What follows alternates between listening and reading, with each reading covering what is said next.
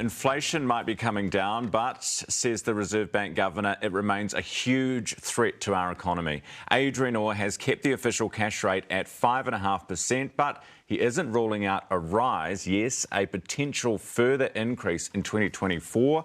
He expects the rates to stay high through 2024 as well, and he's with us live this morning. Thank you very much for being with us, Governor. Great to have you here.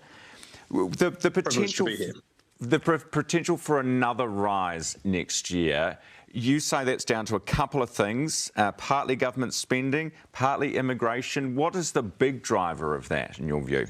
I think the big driver really is our starting point to begin with. We've still got high and persistent inflation. Headline inflation has come down, which is great, but the homegrown domestic part of that inflation, you know, it's very sticky. It's still above our target range, and we need to take that inflation pressure out of the economy. The surprises and the big drivers is that the economy has been performing stronger than anticipated over the most of this calendar year. So we're at a good, strong starting point. But population growth is at record levels. So while we are doing it tough as individuals, there are more individuals. Spending per person has actually been declining, but there are more people spending. So there's still that aggregate pressure on the economy, on the inflation pressure. So that's given us cause for concern. We need to make sure that we're continuously updating and managing the interest rates to get that inflation out of the system. What is your message to the government then on immigration, if that's the bigger factor rather than government spending? The real challenge with immigration is there's no target and there's no means of targeting immigration. Should there be some sort of limit? That's well out of my decision-making parameter. We can control how many people come into the country, but we can't control how many people leave or Kiwis returning back. So that's just the natural side. It's not unique to New Zealand. You're seeing the same pressures in Australia, Canada.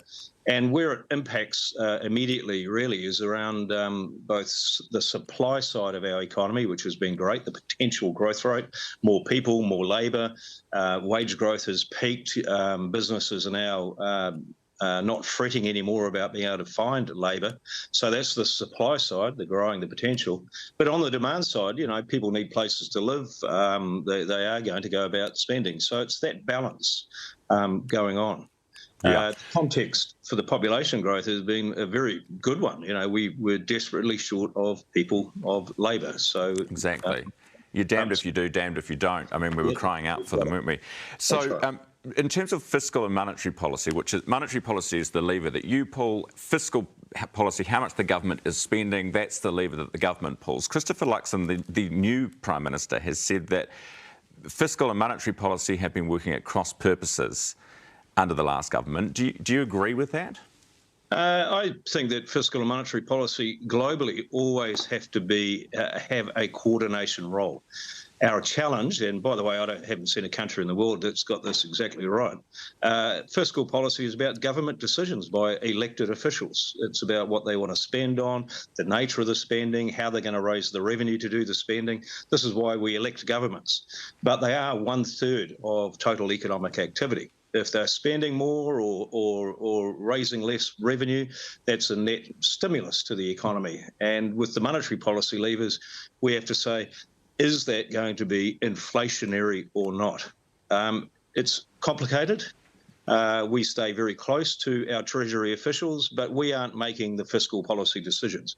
We are reacting to the environment that we're in with monetary policy aimed at low and stable inflation. Yeah, you've got the hand that you're dealt.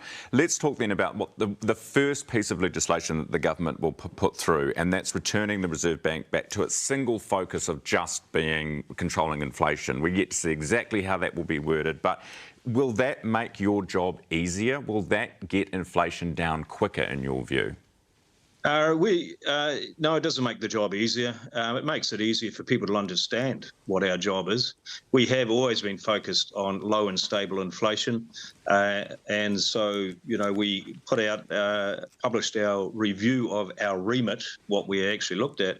It's still fresh. The ink is still wet on it from earlier this year.